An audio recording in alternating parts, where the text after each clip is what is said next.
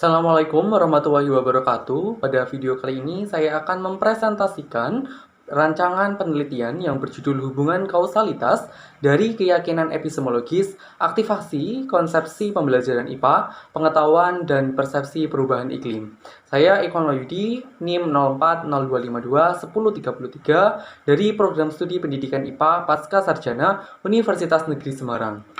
Latar belakang yang mendasari dari judul penelitian ini berawal dari permasalahan dasar terkait keyakinan IPA yang diyakini oleh siswa sebagai satu pelajaran yang sulit, kemudian miskonsepsi yang terjadi pada siswa yang berkaitan dengan bagaimana cara siswa memandang dan memahami IPA, dan selanjutnya yaitu permasalahan dasar terkait dengan rendahnya minat dan ketertarikan siswa terhadap IPA itu menjadi satu faktor yang berkontribusi pada pengetahuan konten IPA yang dimiliki oleh siswa.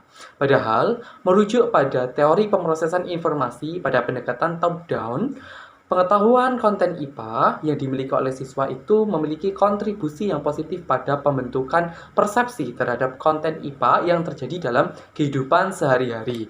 Namun, terjadi kesenjangan teori dan hasil empiris penelitian terdahulu yang berkaitan dengan pemrosesan informasi top-down tersebut. Beberapa penelitian menunjukkan bahwasanya pengetahuan itu memiliki kontribusi yang positif dan signifikan dalam pembentukan persepsi. Namun, di samping itu, penelitian yang lainnya justru mengungkapkan bahwasanya pengetahuan bukanlah faktor yang dapat berkontribusi dalam pembentukan persepsi. Nah, kemudian hasil penelitian yang menunjukkan bahwasannya adanya pengaruh atau hubungan kausalitas yang positif dan signifikan antara pengetahuan terhadap persepsi ini, diketahui bahwasanya hasilnya masih rendah hingga sedang ukuran kontribusinya. Sehingga dalam hal ini, model eksplorasi tunggal antara pengetahuan dan persepsi konten IPA ini memerlukan eksplorasi terhadap faktor-faktor yang lainnya yang turut serta membentuk pengetahuan dan persepsi itu sendiri. Oleh karena itu, eksplorasi faktor yang lainnya bisa menjadi satu faktor yang merupakan prediktor ataupun moderator yang dapat menjelaskan lebih lanjut terkait dengan pengetahuan dan persepsi siswa terhadap konten IPA yang dimiliki.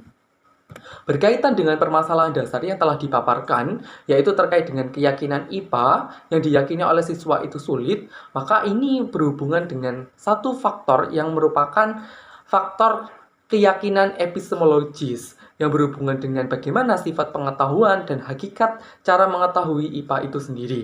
Kemudian permasalahan dasar yang berkaitan dengan rendahnya minat dan ketertarikan terhadap mata pelajaran IPA, ini merupakan satu faktor yang membentuk daripada aktivasi pembelajaran IPA.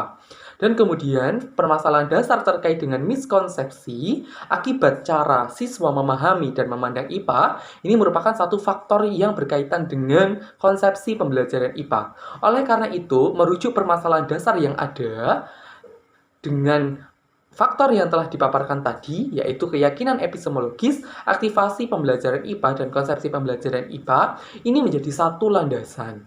Merujuk pada model BIX 3P dalam aspek pembelajaran, bahwasanya yang mempengaruhi pengetahuan dalam hal ini adalah sebagai produk dari pembelajaran IPA, itu salah satunya adalah faktor yang berasal dari diri siswa. Nah, pada penelitian terdahulu, eksplorasi faktor keyakinan epistemologis, aktivasi, dan kemudian konsepsi pembelajaran yang berkaitan dengan pengetahuan atau persepsi dalam berbagai topik dan konten IPA, ini memperoleh hasil yang bervariasi, baik itu pada tingkatan variabel laten atau pada tingkat dimensinya, dengan model yang terpisah-pisah dan dengan unit analisis yang berbeda pula. Oleh karena itu, hingga pada saat ini, belum adanya konstruksi dan evaluasi model yang dapat menjelaskan atau mengeksplorasi lebih lanjut bagaimana hubungan kausalitas antara variabel dalam satu model kesatuan yang sama. Oleh karena itu, penelitian ini dilatar belakangi dari permasalahan dasar tersebut dan hasil daripada kajian antara kesenjangan teori dan hasil empiris antara penelitian ini mendasari penelitian yang berjudul hubungan kausalitas antara keyakinan epistemologis, aktivasi, konsepsi pembelajaran IPA, pengetahuan, dan persepsi perubahan iklim. Fokus daripada penelitian ini berfokus pada eksplorasi hubungan kausalitas melalui konstruksi dan evaluasi model menggunakan pendekatan Disjoint Two-Stage Approach (SAM-PLS). Nah, adapun dengan subjek penelitian di sini adalah menggunakan siswa kelas 8 di UPT SMPN di zona 3 Kabupaten Gresik, Jawa Timur. Adapun rumusan masalah dalam penelitian ini meliputi bagaimana kelayakan model pengukuran, bagaimana hubungan kausalitas, bagaimana ukuran efek, bagaimana sumbangan efektif, bagaimana kekuatan prediksi dari model, antara keyakinan epistemologis, aktivasi, konsepsi pembelajaran IPA, pengetahuan, dan persepsi perubahan iklim.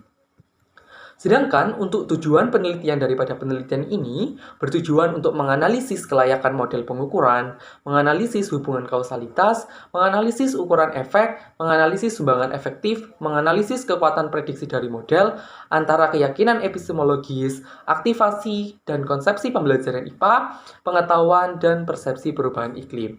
Adapun manfaat daripada penelitian ini terbagi menjadi manfaat secara teoritis dan manfaat secara praktis, di mana untuk manfaat teoritis dan manfaat praktis daripada penelitian ini dapat disajikan sebagaimana layar berikut ini. Untuk kajian pustaka daripada penelitian ini telah mengkaji 26 penelitian yang relevan berkaitan dengan keyakinan epistemologis, aktivasi pembelajaran IPA, konsepsi pembelajaran IPA, pengetahuan dan persepsi terhadap konten IPA. Dapat dilihat melalui visualisasi terms kata kunci antara variabel penelitian dalam penelitian ini menunjukkan bahwasanya konsepsi pembelajaran IPA, aktivasi, dan kemudian konsep keyakinan epistemologis itu merupakan faktor yang sering kali diteliti dalam satu kesatuan model. Namun, untuk persepsi dan kemudian pengetahuan IPA ini jarang sekali diteliti yang berkaitan dengan konsepsi pembelajaran IPA, aktivasi pembelajaran IPA, ataupun terkait dengan keyakinan epistemologis. Padahal hasil penelitian terdahulu itu mengungkapkan adanya hasil yang bervariatif antara hasil penelitian satu dengan hasil penelitian yang lainnya. Baik itu eksplorasi model hubungan keyakinan epistemologis, konsepsi pembelajaran dan aktivasi pembelajaran IPA maupun dengan persepsi dan pengetahuan perubahan iklim. Dalam hal ini, kajian pustaka juga melihat bahwasanya eksplorasi terhadap aktivasi pembelajaran IPA itu sangat jarang dilakukan pada tingkat variabel laten. Pada umumnya masih pada dimensi daripada aktivasi pembelajaran IPA. Dari kajian pustaka ini, maka dapat diketahui bahwasanya masih banyak sekali kesenjangan teori. Dalam hal ini adalah perbedaan hasil penelitian yang relevan antara satu dengan yang lainnya. Sehingga daripada penelitian ini mencoba untuk mengkonstruksi daripada semua variabel yang didefinisikan di awal tadi untuk mengetahui bagaimana hubungan kausalitas antar variabel melalui satu model yang utuh. Adapun untuk kerangka teoretis daripada penelitian ini merujuk pada landasan teori yang digunakan untuk pengembangan model struktural dan model pengukuran. Model struktural yang dimaksud dalam hal ini adalah untuk menyelidiki hubungan kausalitas antar variabel laten, baik itu prediktor, mediator, ataupun variabel dependen. Dalam hal ini adalah keyakinan epistemologis, aktivasi pembelajaran IPA, konsepsi pembelajaran IPA, pengetahuan perubahan iklim, dan persepsi perubahan iklim. Landasan teoretis yang digunakan untuk mengembangkan model struktural ini mengacu pada model BIX 3P terkait pembelajaran, yaitu ada aspek presage, proses, dan produk yang saling berinteraksi di dalam pembelajaran IPA. Presage di sini meliputi ada keyakinan epistemologis, aktivasi pembelajaran IPA, konsepsi pembelajaran IPA yang menjadi satu faktor yang berasal dari diri siswa itu sendiri. Kemudian, produk di sini adalah pengetahuan perubahan iklim yang dimiliki oleh siswa dari hasil belajar IPA selama ini. Kemudian, landasan teori yang digunakan juga mengacu pada teori pemrosesan informasi top-down yang berkaitan dengan kontribusi pengetahuan terhadap persepsi perubahan iklim. Di mana untuk kerangka teoretis yang lainnya di sini mengacu pada pengembangan model pengukuran, meliputi kerangka TIDE keyakinan epistemologis, model aktivasi pembelajaran IPA, dan juga teori belajar konstruktivis dan tradisional yang terkait dengan konsepsi pembelajaran. Adapun kerangka berpikir daripada penelitian ini merangkum dari identifikasi masalah, kemudian urgensi, teori pendukung, penelitian yang relevan, solusi, dan harapan daripada penelitian yang akan dilakukan ini. Metode penelitian daripada penelitian ini menitik beratkan pada penelitian yang berjenis kuantitatif, di mana penelitian ini adalah penelitian ex post facto, pada jenis korelasional studi hubungan yang menitik beratkan pada pengukuran variabel dalam satu titik waktu yang sama untuk setiap sampel penelitian yang akan digunakan. Sehingga pada penelitian ini juga disebut sebagai penelitian yang bersifat cross-seksional. Adapun untuk pendekatan analisis yang digunakan adalah pendekatan analisis disjoint two-stage approach SAM-PLS. Jadi menggunakan 2 tahap analisis SAM-PLS untuk konstruksi dan evaluasi model. Adapun untuk desain penelitian di sini meliputi dari studi pendahuluan, kajian pustaka dan kajian teoritis yang digunakan untuk konstruksi model dan konstruksi skala. Di mana konstruksi model meliputi inner model dan outer model pada 2 tahap, yaitu tahap untuk variabel laten dan juga untuk tahap variabel manifestnya. Dalam hal ini adalah dimensi daripada variabel laten tersebut. Hasil daripada akhir dari model ini merupakan model yang telah teruji, tervalidasi, dan terevaluasi untuk menghasilkan satu model hipotetik yang dapat digunakan untuk mensintesis dan menganalisis temuan penelitian ini untuk memberikan satu konklusi dan rekomendasi. Adapun populasi dan sampel penelitian ini meliputi siswa kelas 8 SMP di zonasi 3 Kabupaten Gresik, Jawa Timur tahun 2022-2023 sejumlah N untuk populasinya. Sampelnya diambil secara proporsional random sampling dengan jumlah minimal ditentukan menggunakan persamaan Slovin, menggunakan 5% ketidaktelitian sehingga diperoleh sampel penelitian sejumlah N. Adapun variabel penelitian di sini meliputi variabel pada komponen HOC, Higher Order Component, yaitu variabel laten, dan juga LOC atau Lower Order Component yang merupakan dimensi daripada variabel laten itu sendiri. Untuk variabel penelitian di sini meliputi variabel independen, yaitu keyakinan epistemologis yang disimbolkan X1, aktivasi pembelajaran IPA yang disimbolkan oleh X2, dan juga variabel mediator, di mana variabel mediatornya adalah konsepsi pembelajaran IPA yang terbagi menjadi 2, yaitu tradisional dan konstruktivis masing-masing M1 dan M2, serta untuk variabel dependen di sini adalah pengetahuan perubahan iklim yang disimbolkan dengan Y1 dan persepsi perubahan iklim yang disimbolkan dengan Y2.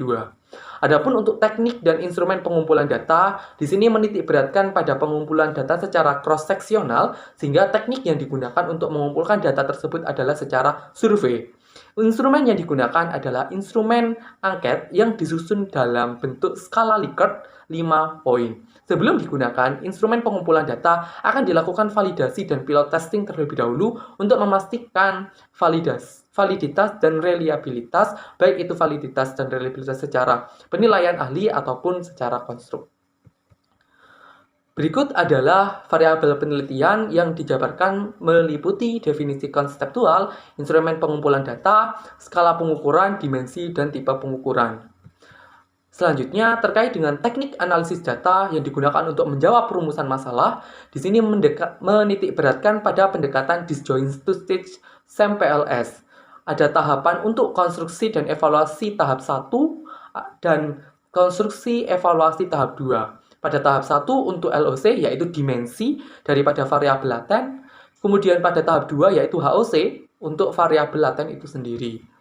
Untuk menjawab rumusan masalah yang pertama yaitu terkait dengan kelayakan model, maka di sini analisis data dilakukan dengan 3 parameter yang digunakan, yaitu untuk menilai validitas konvergen, validitas diskriminan, dan reliabilitas.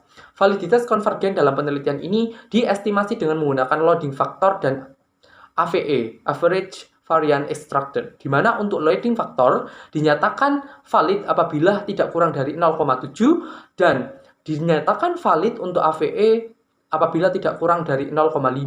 Sedangkan untuk validitas diskriminan daripada penelitian ini untuk menilai kelayakan modelnya merujuk pada kriteria Forner-Laker, diharapkan bahwasanya akar daripada nilai AVE dari satu indikator itu tidak kurang dari korelasi variabel itu terhadap variabel yang lainnya. Sedangkan untuk HTMT di sini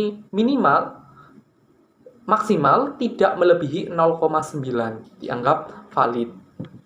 Dan untuk penilaian reliabilitas di sini merujuk pada nilai Cronbach alpha dan composite reliability yang tidak kurang dari 0,7.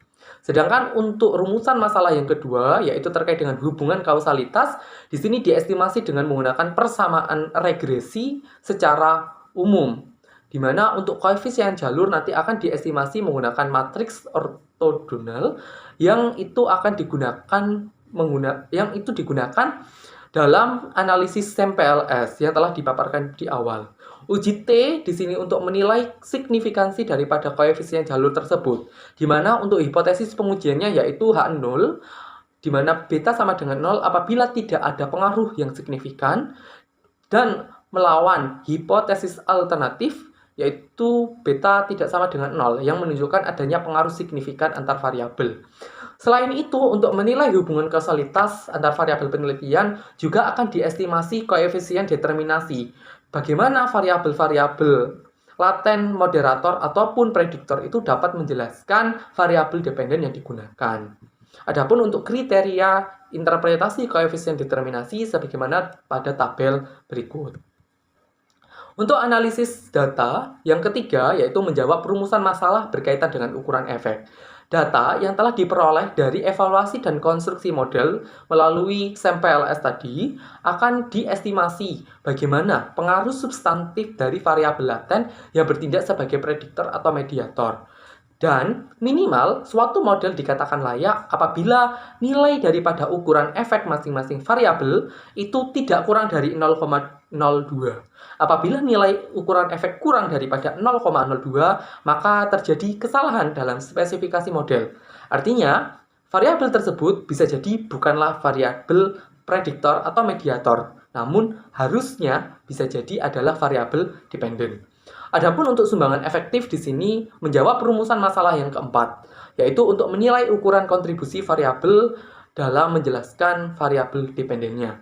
Di mana untuk penjumlahan daripada sumbangan efektif inilah yang nantinya akan sama dengan nilai koefisien determinasi. Dan analisis data yang terakhir yaitu untuk menilai kekuatan prediksi model di sini akan meninjau dari nilai Q-square yaitu relevansi prediktif.